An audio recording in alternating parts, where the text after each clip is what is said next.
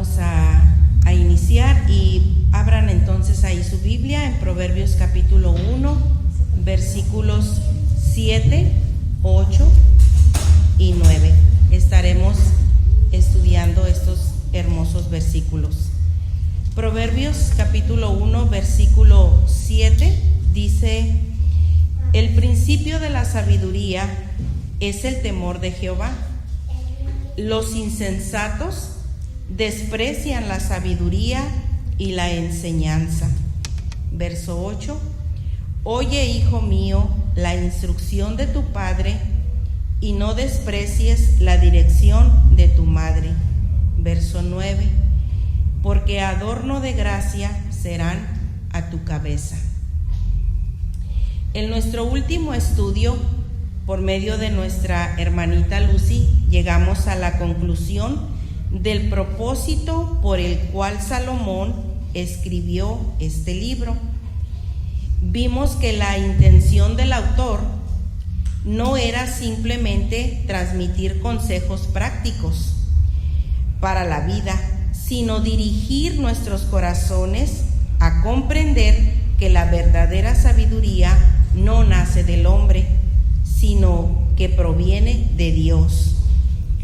Después de haber visto el propósito del libro, ahora Salomón nos dirá sobre la fuente de toda sabiduría. También nos enseñará el actuar de los insensatos y, por último, una exhortación a los hijos a no despreciar la instrucción de sus padres, así como la dirección de sus madres.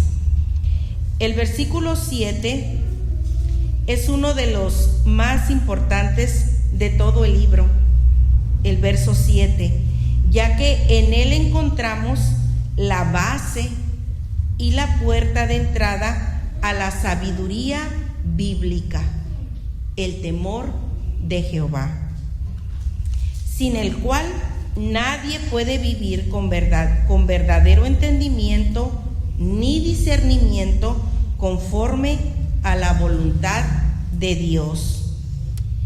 Y para traer a nuestra mente, recordemos que la sabiduría, hermanas, es la capacidad de discernir o juzgar correctamente lo que es verdadero, lo que es correcto y lo que es duradero.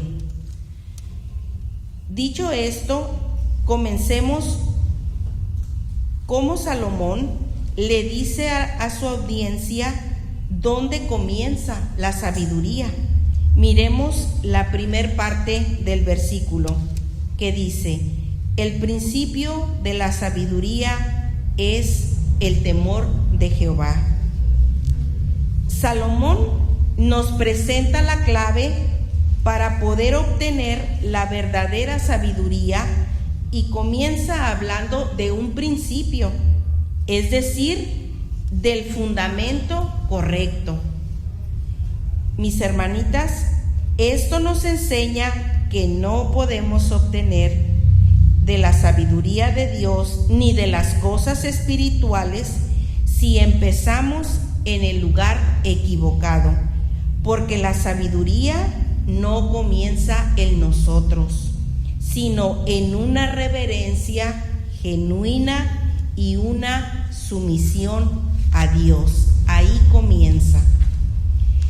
E incluso esta palabra que Salomón usa de principio en hebreo significa el acto de comenzar algo.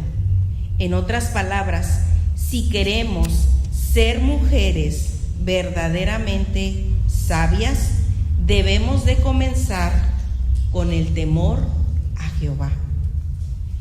Porque solo cuando Dios ocupa el primer lugar en el corazón, entonces podemos discernir, podemos vivir con prudencia y podemos caminar en obediencia. Entonces, parafraseando lo que Salomón quiere decir, sería esto: si alguien debe comenzar con el temor a Jehová. Mis hermanas, si nosotras queremos ser mujeres sabias en toda nuestra manera de vivir, debemos comenzar con el temor a Jehová. Ahora, ¿a qué se refiere Salomón con el temor de Jehová? En las Escrituras encontramos varias veces la palabra temor, la cual puede significar varias cosas. Algunas de ellas pueden significar terror por alguna situación. Por ejemplo, en Deuteronomio capítulo 2, versículo 25, yo se los voy a leer. Dios le asegura a Israel que pondrá temor y espanto en las naciones, de modo que al oír de su poder temblarán y se angustiarán. En otros contextos, el temor se refiere también a respeto y a reverencia que lleva la obediencia, como leemos en Josué 24, versículo 14, donde el pueblo es llamado a temer a Jehová y a servirle con integridad y verdad. El temor de Jehová al cual Salomón se refiere no es un temor de espanto, más bien es un temor reverente. Es una actitud de profunda reverencia, de asombro, de respeto y amor hacia Dios, que reconoce que Él es santo, que Él es todopoderoso, que Él es creador y que Él es juez justo. Este temor, entonces, hermanas, produce respeto profundo, produce humildad, produce obediencia, produce odio al pecado y tiene el deseo de agradar a Dios. Por lo tanto, ese temor no nos aleja del Señor, sino que nos acerca a Él. ¿Por qué? Porque entendemos quién es Dios. Hermanas, ese temor a Jehová es el que nos detiene de pecar en contra de su santidad, nos aparta de hacer lo malo, de hacer el mal, no solo por miedo a las consecuencias, sino por un profundo deseo de agradarlo a Él. Por ejemplo, en Génesis capítulo 39, versículo 9, dice: no hay otro mayor que yo en esta casa, y ninguna cosa me ha reservado sino a ti, por cuanto tú eres su mujer. ¿Cómo pues haría yo este grande mal y pecaría contra Dios? En este contexto, la esposa de Potifar lo estaba tentando a José para cometer adulterio. Potifar le había dado a José autoridad sobre toda su casa y ella era lo único que no podía tocar. José se negó porque sabía que pecaría contra Dios y sería una traición contra Potifar. Mis hermanas, aunque este principio lo vemos en un hombre, también es totalmente aplicable para nosotras. Fue ese temor reverente a Dios lo que hizo que José no pecara en contra de Dios. José entendió que el pecado no es solo una decisión en privado, sino una ofensa delante del Señor. Y así también nosotras, cuando somos tentadas, debemos recordar que Dios nos ve, que Dios nos escucha y que Dios es santo. El temor a Jehová es el freno que detiene el corazón antes de pecar. Entonces, mis hermanas, si queremos ser mujeres sabias, debemos de comenzar con este principio, el temor a Jehová.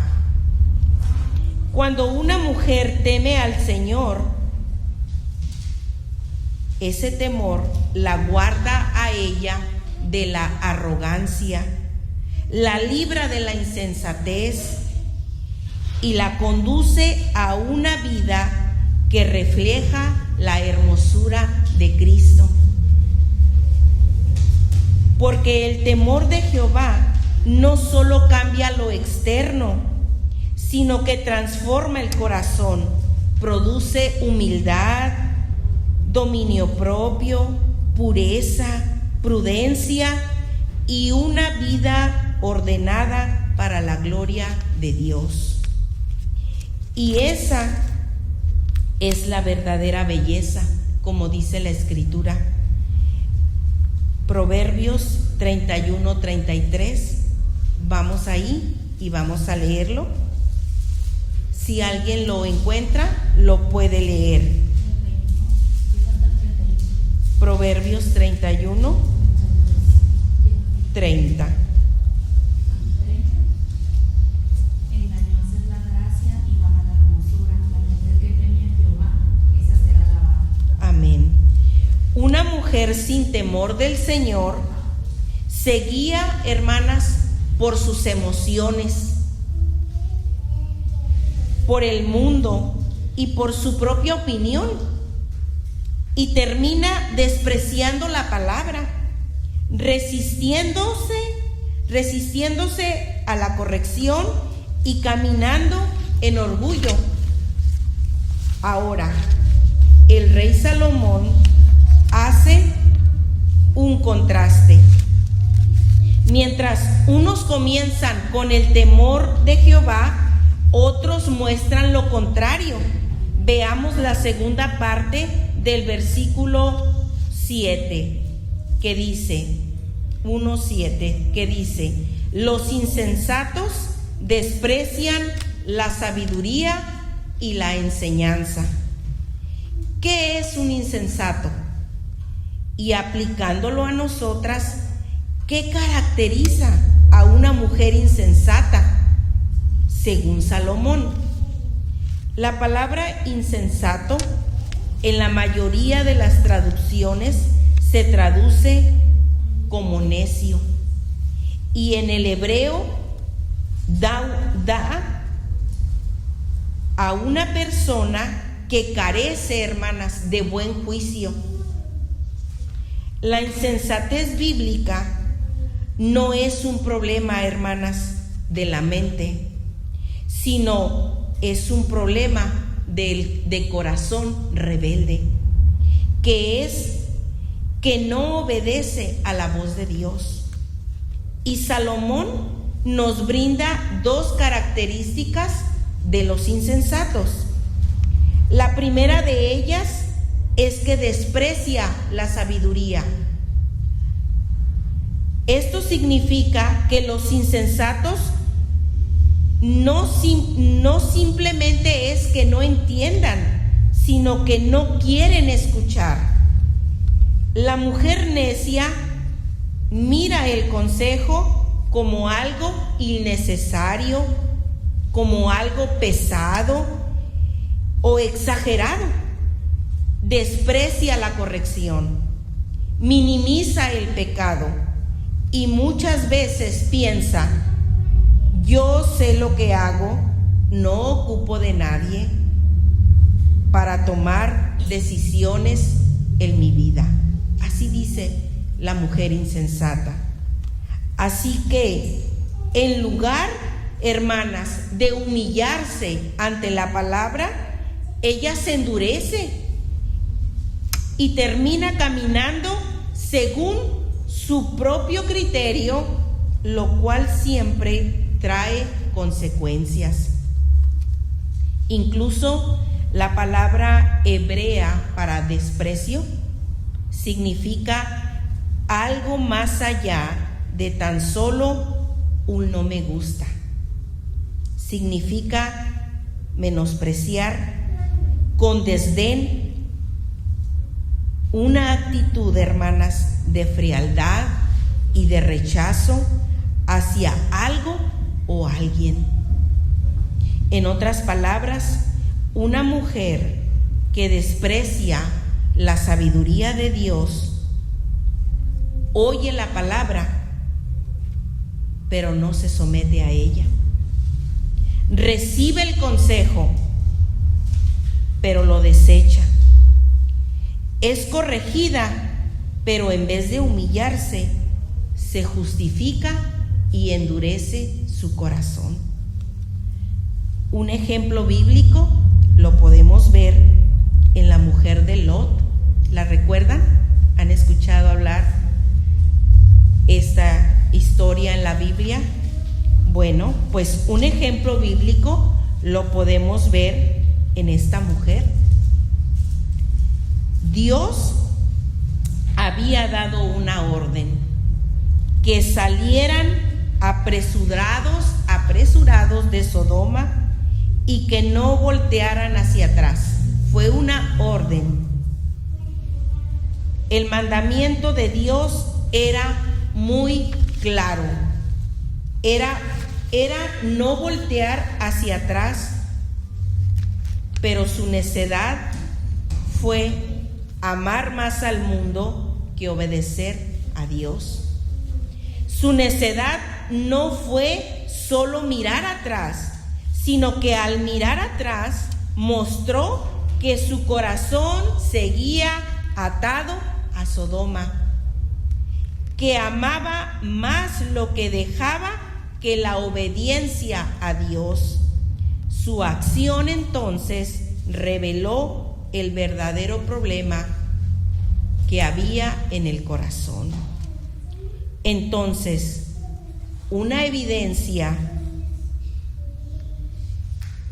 de una mujer insensata es que desprecia la sabiduría, no ama la instrucción, no recibe corrección con humildad y muchas veces rechaza el consejo bíblico porque su corazón no quiere rendirse al Señor.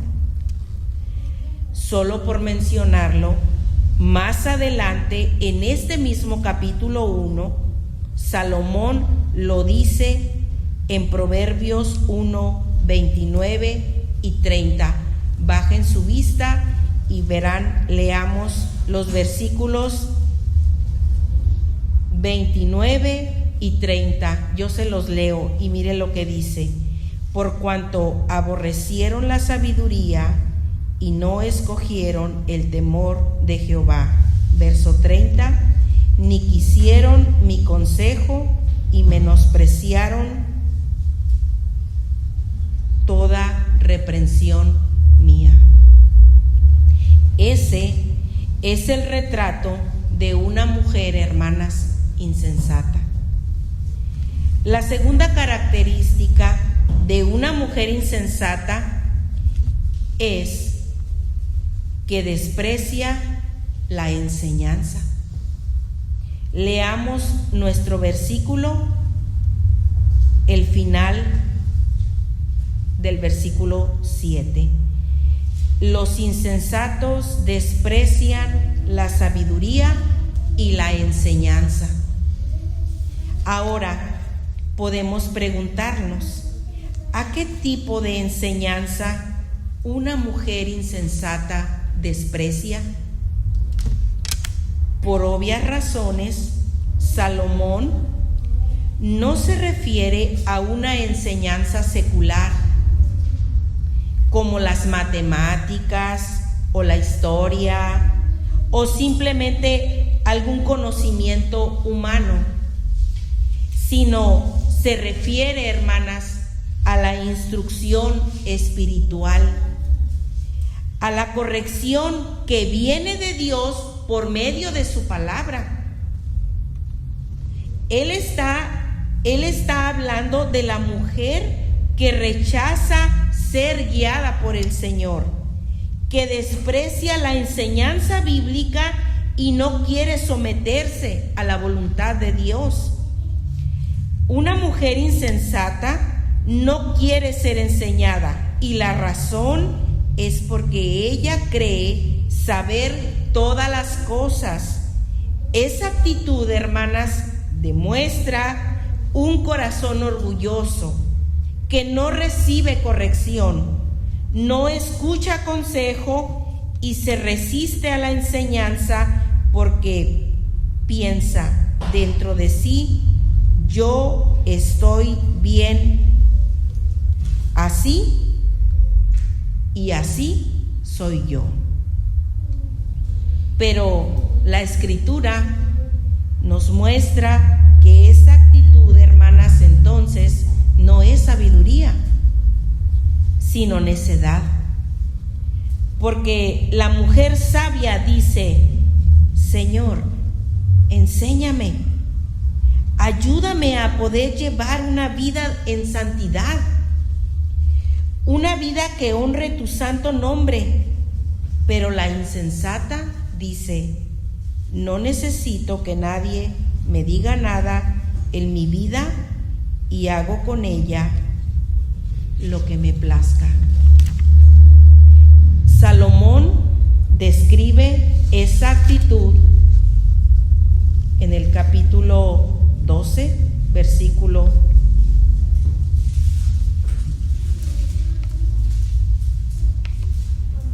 19. Yo se lo leo, dice: el camino del necio es derecho en su propia opinión. Mis hermanas, quizás alguna de nosotras hemos tratado con mujeres así y conocemos a mujeres así, incluso dentro de nuestra familia. Les hablamos del Evangelio, les mostramos la verdad, pero lo rechazan, se endurecen y no quieren escuchar, desprecian la enseñanza. Y tristemente, mis hermanas, esto también puede suceder dentro de la misma iglesia. Hay mujeres que asisten a la iglesia, escuchan predicaciones, participan en reuniones, pero cuando la palabra las confronta con su pecado, no se humillan, sino que se resisten, se justifican y endurecen su corazón. Ahora, Salomón, después de mostrar las características de una mujer insensata, como ya lo miramos, que desprecia la sabiduría y la enseñanza, cambia ahora él su enfoque y se dirige a los hijos. Y como saben mis hermanas, gran parte de Proverbios es una exhortación amorosa, como un padre a sus hijos. Leamos ahora el versículo 8.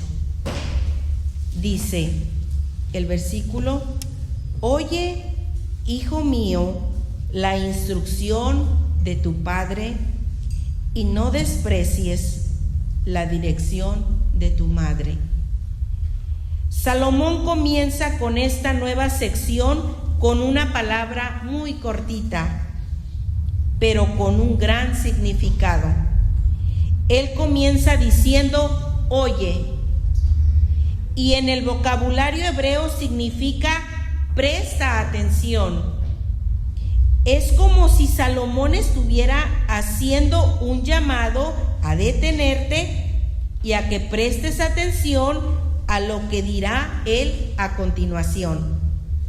En otras palabras, Salomón le está diciendo a su hijo: pon atención, escucha con cuidado, inclina tu oído, porque lo que va a decir no es un consejo cualquiera, sino instrucción de vida. Algunos comentaristas han sugerido que al hijo al cual llama a prestar atención es su propio hijo, por el hecho de nombrar también a su madre. Pero lo importante aquí es el mandato de oír, el cual no solo se trata de escuchar palabras, sino de prestar atención. Y nuestros oídos escuchen, y según nuestro texto, ¿qué es lo que quiere Salomón que escuche? La instrucción del Padre. En otras palabras, toda mujer que oye la palabra de Dios debe responder con obediencia, porque el prestar atención verdaderamente en sentido bíblico no es solo entender, sino someterse, hermanas. Por ejemplo, si la palabra dice que debemos guardar nuestra lengua, como lo dice Proverbios 21-23, pero seguimos respondiendo con gritos o crítica, entonces solo estamos escuchando, pero no estamos obedeciendo. Y regresando al versículo 8, leemos: oye, hijo mío, la instrucción de tu padre. Entonces, el mandato de Salomón es que su hijo preste atención a la instrucción. Ahora, ¿a cuál instrucción se refiere Salomón?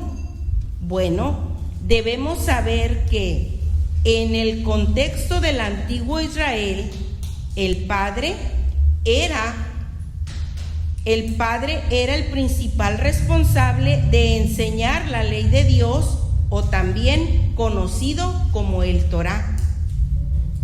Ellos debían enseñarles la historia de la nación, los principios de justicia, el temor a Jehová. Esto lo podemos leer en Deuteronomio capítulo 6, versículos 6 y 7. Yo se los leo y dice: y estas palabras que yo te mando hoy estarán sobre tu corazón.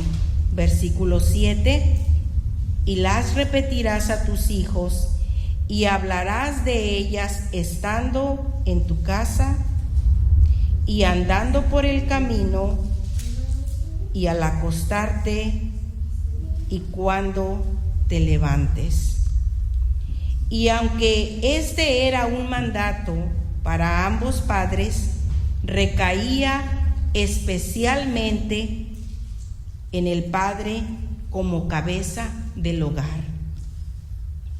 Pero también las madres tenían una influencia sobre los hijos, sobre sus hijos.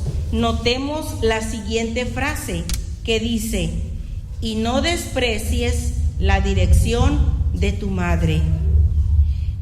Sí, exactamente. Salomón está enseñando que el hijo no debe menospreciar ni ignorar la instrucción de su madre, porque esos consejos son un medio que Dios usa para guiarlo en sabiduría. En otras palabras, Él le está diciendo: hijo mío, no rechaces lo que tu madre te enseña, no lo tomes a la ligera, porque su instrucción puede guardarte del pecado y del camino de destrucción. Como madres, muchas de nosotras, hermanas, nos esforzamos por enseñar a nuestros hijos la palabra de Dios. Y el motivo es para que ellos sepan cómo conducirse en un mundo lleno de pecado, lleno de tentación y lleno de engaño. Y aunque a veces parezca que no nos escuchan o que no le dan mucha importancia, nosotras sabemos que no es en vano. Dios manda a las madres a instruir con diligencia a sus hijos todo el tiempo que estén en nuestros hogares. Por decirlo así, tenemos un aproximado de entre 20 o 25 años para hacerlo, hermanas, ya que algún día saldrán de casa. Formarán una familia. Por eso, mis hermanas, no desperdiciemos nuestro tiempo con ellos. Y como dice la palabra de Dios en Deuteronomio 6:7, ya se los había leído y nos vuelve a repetir: y las repetirás a tus hijos y hablarás de ellas estando en tu casa y andando por el camino y al acostarte y cuando te levantes. Ahora, en esto, ¿qué pudimos ver? Encontramos un principio bíblico, encontramos el plan de Dios. La instrucción, hermanas, no es solo del padre, sino de la madre. La instrucción no es solo del padre, ni solo de la madre, sino de ambos, hermanas, de ambos en unidad. El padre representa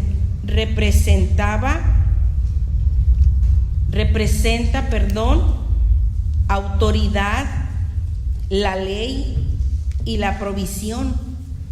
La madre representa la ternura, la dirección cotidiana y un compromiso santo. Como mujer piadosa y temerosa de Dios. Así que, mis hermanas, el hogar es el lugar más importante donde nosotras debemos de invertir el mejor tiempo posible, dando dirección y enseñanza y ternura a nuestros hijos. Lo que se aprende allí llega a ser el fundamento sobre el cual uno construye la vida de nuestros hijos, basado en la palabra de Dios. Por eso es tan importante esforzarse a que nuestros hijos escuchen la instrucción que les damos. Entonces, Salomón exhorta a sus hijos a que presten atención a la dirección de sus madres y, haciendo esto, adorno de gracia serán sobre su cabeza. Es lo que nos dice el siguiente versículo, versículo 9. Dice: porque adorno de gracia serán a tu cabeza y collares a tu cuello. Este versículo, hermanas, es la promesa para los hijos que prestan atención tanto al mandato del padre como la enseñanza de la madre. Porque cuando un hijo escucha y guarda estas palabras, está obedeciendo no solo a la voz de sus padres, sino la voz de Dios que habla a través de ellos. Por eso, escuchar a los padres no es solo un acto de respeto humano, hermanas, sino un acto de reverencia a Dios. El hijo que guarda estas enseñanzas lleva sobre sí un adorno espiritual, como una corona de gracia y un collar de honra, que embellece su vida delante de Dios y delante de los hombres. En tiempos antiguos, la cabeza era vista como la reputación de una persona. Llevar un adorno en la cabeza, como una diadema o una corona de flores o un turbante fino o joyas para el cabello, estos adornos no eran simples accesorios, sino eran señales visibles de estatus o de bendición. De la misma manera, cuando un hijo guarda el mandamiento del padre y la enseñanza de la madre, su vida se adorna espiritualmente con gracia y honra. La obediencia, hermanas, embellece el carácter, haciendo que la persona refleje la hermosura de la sabiduría divina. Cuando un joven obedece la instrucción de sus padres, su vida se vuelve honorable ante los demás. El adorno del cual dice Salomón no es un adorno literal, sino que Salomón usa una metáfora para mencionar que su carácter, que sus decisiones y su reputación serán como una corona que lo distingue positivamente.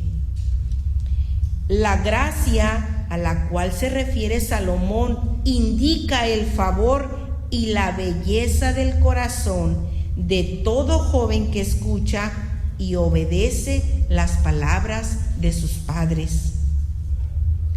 Los collares en el cuello también tenían un significado en el mundo antiguo. Era una figura de honor. En aquellos tiempos, un collar no era solo un adorno, era señal de dignidad, de respeto y de distinción. Se usaba para mostrar que una persona era valiosa, estimada y reconocida. Salomón está usando esa figura para mostrarnos que la obediencia y la sabiduría no solo embellecen la vida interior, sino que también la exterior por medio de su comportamiento. Así como un collar hacía que alguien fuera reconocido públicamente, la vida de un hijo obediente se convierte en un testimonio visible de gracia y honra delante de Dios y delante de los hombres. Entonces, jovencitas que están aquí entre nosotras, si quieren ser bendecidas por Dios, deben prestar atención no solamente a la instrucción de sus padres, sino también a la enseñanza de sus madres. Recuerden que Dios les ha dado a sus padres para guiarlas y que ellos trabajan en unidad, obedeciendo el mandato del Señor, buscando lo mejor para ustedes. Y lo mejor solo puede venir cuando hay un temor de Jehová reverente en sus corazones.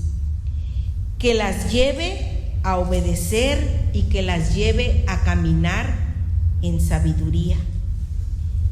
Que esta palabra, hermanas, del Señor llegue a nuestros corazones y la atesoremos como lo más preciado que tenemos en este mundo. Amén, hermanas.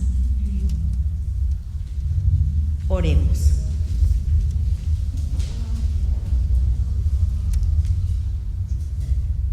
Señor, en esta tarde nuevamente te damos gracias y te damos muchas gracias, Padre, por tu palabra. Sin lugar a dudas, Señor, ella es la luz que alumbra nuestro camino. Ella es, Señor, la que nos conduce para poder, Señor, caminar en sabiduría en este mundo. En esta tarde, Señor, te ruego por las jovencitas de nuestra iglesia, Señor, y también, Padre, te ruego por mis hermanas que somos madres, Señor, y que necesitamos de ti y de tu sabiduría, Señor, para poder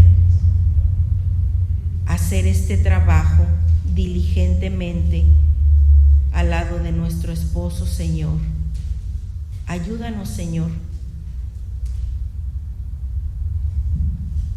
Algunos de nuestros hijos aún están en casa, otros ya salieron de casa. Pero, Padre, te rogamos que nos sigas ayudando con este trabajo que nos has encargado, Señor, porque lo hacemos, Señor, de parte tuya. Así que en esta hora, Señor, te rogamos que nos bendigas y que nos ayudes, Señor. Gracias por tu palabra. Te amamos, Señor. En el nombre de nuestro Señor Jesucristo, te damos gracias, Padre. Amén.